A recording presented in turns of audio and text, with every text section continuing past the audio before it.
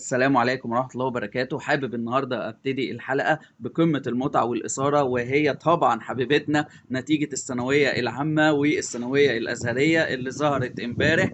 ومن مكاني هنا ببارك لكل أبنائنا الطلبة والطالبات المتفوقين والمتفوقات والناجحين والناجحات في الثانوية العامة والثانوية الأزهرية. نتمنى إن شاء الله بإذن الله ده يكون بداية لمستقبل باهر وتقدم ونجاح أكتر وأكتر إن شاء الله في المستقبل. ومن مكاني هنا حابب أقول لهم لو أنتوا عاوزين قدوة تقدروا تاخدوا الناس اللي قبليكم اللي قد كده قدوة، وبرضه في نفس الوقت لو أنتوا عايزين عبرة تقدروا تاخدونا برضه عبرة لمن يعتبر.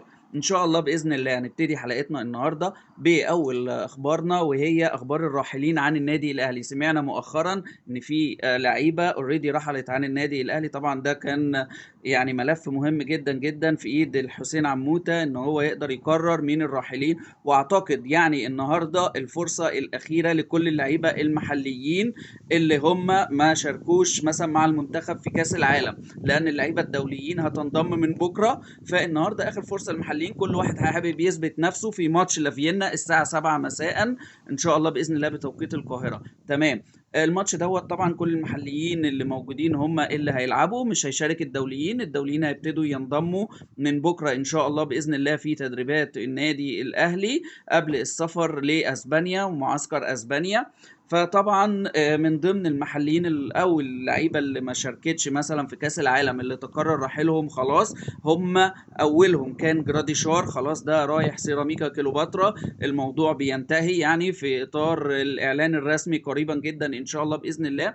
كمان المصري تعاقد خلاص فعليا مع العش مصطفى العش، وكمان مع محمد شكري. يعني طبعا الاثنين في مركز الدفاع، وتحديدا الدفاع اللي هو ناحيه الشمال. محمد شكري باك ليفت صريح، مصطفى العش باك ليفت وبرده مساك شمال. طبعا كده في الباك الشمال يعني حصل في اتنين مره واحده مشوا، بس هم اصلا ما كانوش بيلعبوا او ما كانوش مهمين قوي في الفرقه. لسه عندنا في الفرقه باك ليفت زي بالعمري، هو اعتقد اللي هيبقى الاساسي. الاحتياطي بتاعه هيبقى كريم الدبيس، وكمان لو احتاجنا حد في مركز الباك ليفت غير الدبيس وبالعمري في كوكا يقدر يسد في المكان ده، ولعبوا اكتر من مره المواسم اللي فاتت مع اكتر من مدرب. تمام. ده بالنسبة للعش خلاص. وشكري راحوا لنادي المصري. كمان المصري عايز رضا سليم وعمال بيتفاوض مع رضا سليم عايز يروح المغرب طبعا يلعب مع الجيش الملكي او في الدوري المغربي عموما. ولكن في العروض اللي جايه لهم المغرب والمرتب ما يشيلش مرتب رضا سليم، او حتى يعني جزء كويس من مرتب رضا سليم، ولكن العرض الكويس اللي جاي له حاليا من النادي المصري، فده الارجح برضو ان هو رضا سليم يلحق بالعش وشكري في نادي المصري. كمان في جراديشار قلنا راح لنادي سيراميكا، خلاص الاعلان الرسمي قريب جدا. مفاوضات قويه جدا من الشمال القطري مع بن رمضان، محمد علي بن رمضان، برضو في اطار يعني تفنيش الصفقه هيرحل. كده في الحاله ديت امام عاشور لازم يقعد. تمام. وكمان اللي شجع على رحيل محمد علي بن رمضان وان الاهلي يعني يمشي في الصفقة وما يعرقلهاش مثلا او يعقدها او يتمسك باللاعب قوي، هو تألق علي محمود في التدريبات. الصفقة الاهلي الجديدة متألق جدا جدا في التدريبات، ويعني مدي كده ثقة لعموته ان هو يقدر يلعب ويشارك ويسد في نص الملعب كويس جدا، مكان سواء امام عاشور او مكان محمد علي بن رمضان، سواء ايا فيهم اللي هيرحل. طبعا في عروض جايه لامام عاشور برضو من السعوديه، وبيقولوا في عرض ممكن من تركيا، ولكن كلها يعني مش ما اعتقدش الاهلي هياخدها بجديه، او الاهلي مثلا هيخش في مفاوضات، خصوصا في حاله رحيل محمد علي بن رمضان. ما ينفعش يبيع الاثنين طبعا باي حال من الاحوال. بعد كده عندنا كمان الصفقات بقى اللي الاهلي لسه المفروض هيجيبها او بيتعاقد معاها.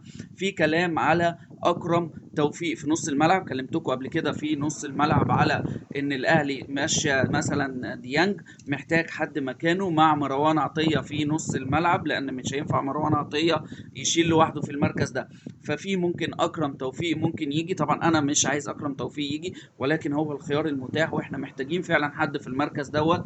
فيعني هو عارف برضو كمية الاهلي وعارف النادي الاهلي وعنده روح فانيلا الحمراء وكده، فهو الاقرب ان هو يجي. في برضو لعيب تاني هيجي من مفاوضات برضو معاه من نادي اللي هو بتروجيت، احتمال كبير ان هو يجي صفقة برضو اللي هو ادهم حامد، بيلعب برضو في نفس المركز دوت، مركز 6 في نص الملعب. فطبعا لو صفقة اكرم توفيق فشلت ومحمد علي بن رمضان طلع، احتمال كبير يجي ادهم حامد هو اللي يسد في المركز ده.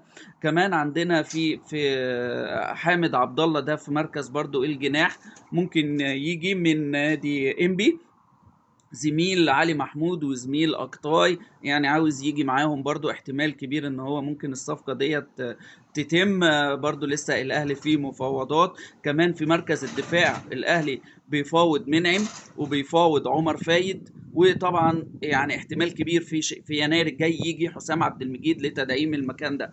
فطبعا الاهلي ممكن يجيب لو جه منعم او جه عمر فايد مع حسام عبد المجيد اللي هيجي في يناير، اعتقد كده المركز ده هيبقى متأمن على الاقل الموسم دوت بطريقة كويسة.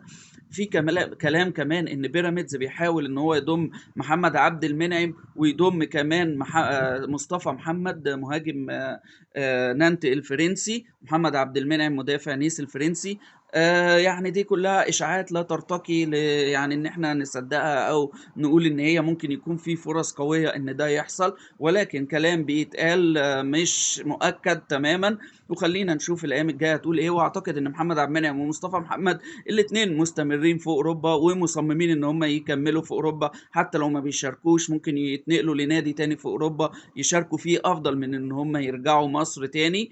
دي وجهة نظرهم وتفكيرهم كده. فهيبقى صعب جدا ان الاهلي مثلا يقنع محمد عبد المنعم او مصطفى محمد مثلا يجي بيراميدز، او محمد عبد المنعم برضو ان هو يجي بيراميدز، دي انا شايفها شبه مستحيله تماما يعني. بيراميدز اتعاقد مع اياد العسقلاني، ده الاهلي كان بيفاوضه في مواسم قبل كده، في فترات قبل كده الاهلي كان بيفاوض اياد العسقلاني، ولكن اتعاقد معاه قدر ان هو يضمه رسميا في نادي بيراميدز. مدافع كويس ممتاز، طوله كويس، بيلعب برجله كويس. طبعا يعني نادي بيراميدز عنده خط الدفاع مكتمل شبه مكتمل، ولكن هو برضو بيستمر في تدعيمات جميع خطوطه وان هو يقويها اكتر واكتر بنجوم كبار جدا. في كمان عايزين نتكلم عن موضوع مهم جدا. رابطة الأندية فعلا حددت خلاص ميعاد قرعة الدوري للموسم الجديد 2026-2027 اللي هتقام يوم الأربع 5 أغسطس في مشروع الهدف في 6 أكتوبر. هنعرف بقى قرعة الدوري وكل فرقة هتلاعب مين. الدوري هيبتدي إن شاء الله يوم 20 أغسطس بإذن الله، يعني تاني يوم ماتش الأهلي وبرشلونة اللي هيبقى يوم 19 أغسطس. في كمان خبر يعني كويس جدا، جماهير برشلونة كلها بتتكلم، يعني برشلونة كل ما ينزل بوست للعيبة بتاعته هم بيتمرنوا، هم معسكرين دلوقتي في برمنجهام في انجلترا طبعا، فكل ما بينزلوا صور اللعيبة في المعسكرات في الطيارة في بتاع، كل صور اللعيبة بتجيب 1000 2000 لايك مثلا بالكتير ولا حاجة، تلاقي حمزة عبد الكريم صورته معدية الكلام ده كله بعشرات الأضعاف وعشرات آلاف اللايكات والكومنتات. فطبعا جماهير برشلونة خدوا بالهم من الموضوع دوت، وبيقولوا ان يعني المصريين بيحبوا ابنهم قوي كده وبيحبوا اولادهم قوي كده اللي في برشلونة، وبيحبوا حمزة عبد الكريم يعني للدرجة دي. فموضوع لافت انتباه فعلا الجماهير برشلونة بصورة كبيرة جدا، ان كل البوستات لما بينزل فيها صورة حمزة عبد الكريم بتلاقي صورة حمزة عبد الكريم لايكات في السماء، بقية الصور كلها يعني اللايكات على قدها. فطبعا ان شاء الله باذن الله يعني هنلاعب برشلونة يوم 19، الدوري هيبتدي تاني يوم 20 مثلا او 21، فهنشوف ان شاء الله باذن الله. القرعه هتبقى يوم 5 اكتوبر، كل فرقه بقى تعرف هتلاعب مين بقى، اول فرقه وتاني فرقه وتالت فرقه في ال 20 فريق في الدوري. طبعا في كمان صحيح من ضمن الصفقات نسيت اقول لكم عليها، حمزه علاء حارس المرمى اللي انتقل لبترول اسيوط اعتقد، لكنه هو يعني غادر خلاص معسكر النادي الاهلي، راح لفريق لسه صاعد جديد القناه او بترول اسيوط، مش فاكر بالظبط بصراحه، المعلومه راحت مني دلوقتي، هبقى اتاكد لكم منها. ولكن هو حمزه علاء خلاص خارج النادي الاهلي هو كمان. وفي لسه لعيبه تانية زي ما قلت لكم هتتحدد النهارده بعد ماتش لافيينا، هيقدر حسين عموته خلاص يقرر مين اللي هيمشي من اللعيبه المحليين علشان يبتدي ينضم الدوليين ان شاء الله، ويبتدوا يتجهوا لاسبانيا للمعسكر الاخير.